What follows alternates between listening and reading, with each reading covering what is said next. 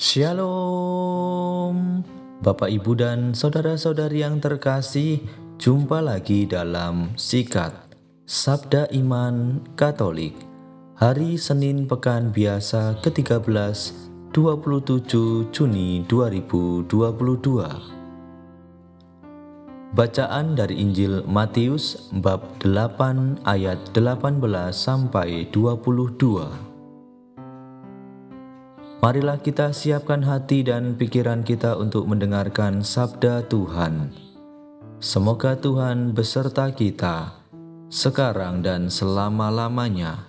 Inilah Injil suci menurut Matius. Dimuliakanlah Tuhan. Pada suatu hari banyak orang mengerumuni Yesus. Melihat hal itu, Yesus menyuruh bertolak ke seberang. Lalu datanglah seorang ahli Taurat dan berkata kepadanya, "Guru, aku akan mengikut engkau kemana saja engkau pergi." Yesus berkata kepadanya, "Serigala mempunyai liang dan burung mempunyai sarang, tetapi Anak Manusia tidak mempunyai tempat untuk meletakkan kepalanya." Seorang lain, yaitu salah seorang muridnya, berkata kepadanya, "Tuhan, izinkanlah aku pergi dahulu menguburkan ayahku."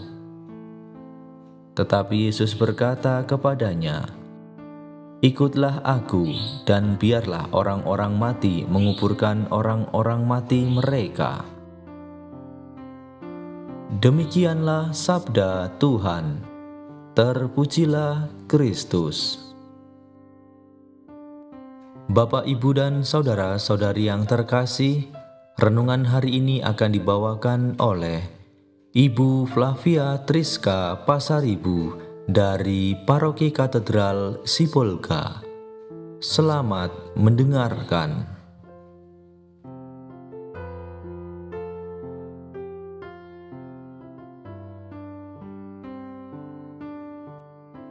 Shalom Bapak, Ibu, saudara-saudari yang terkasih. Seringkali kita mengenal beberapa orang yang secara tiba-tiba merasakan perubahan drastis dalam hidupnya, atau bahkan justru kita sendiri yang mengalaminya, merasa begitu dekat dengan Tuhan. Mungkin hal ini terjadi setelah kita mengikuti retret ataupun mengalami perjumpaan khusus dengan Tuhan yang secara ajaib. Nah, pada saat-saat seperti itu, hidup ini seperti mengalami perubahan yang total, pertobatan yang penuh, dan merasakan hanya Tuhanlah satu-satunya harta terpendam yang begitu berharga, yang tidak dapat tergantikan dengan hal lainnya. Ketika kita sungguh-sungguh mendekatkan diri pada Tuhan, mengundang Tuhan hadir dalam diri kita, tentunya kita merasakan kehadiran Tuhan bersama dengan kita. Merasa bahwa kita diberkati, merasa bahwa Tuhan selalu mendampingi dan menemani setiap langkah kita. Namun, seringkali dalam perjalanan hidup, ketika mengalami masalah atau cobaan hidup, kita justru melupakan Tuhan, menjauh dari Tuhan, atau bahkan menganggap Tuhan meninggalkan kita.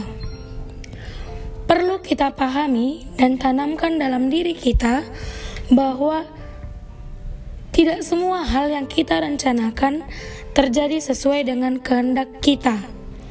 Karena seringkali ketika kita berdoa, meminta dan memohon, apa yang kita doakan dan kita minta tidak dikabulkan, tetapi Tuhan memberikan hal lain di luar dari permohonan kita. Tentunya hal yang diberikan Tuhan itu lebih dari yang kita minta. Namun menurut kita sebagai manusia biasa, kita justru lebih memusatkan perhatian kita terhadap apa yang kita inginkan, bukan apa yang kita butuhkan.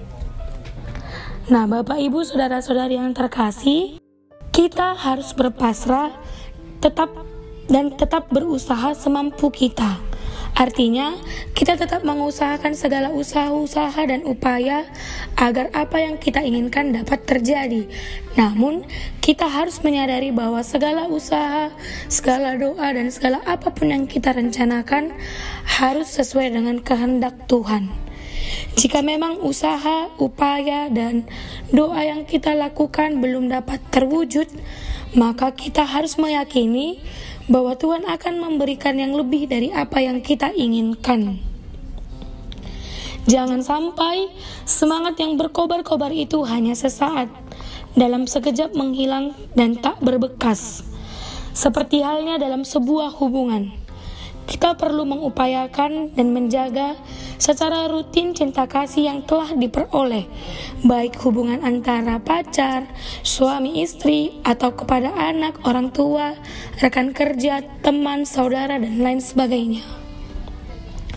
Diperlukan komitmen dan tekad yang kuat untuk menjaga hidup kita tetap kudus dari segala godaan dan cobaan yang kita hadapi di kenyataan hidup yang kita jalani.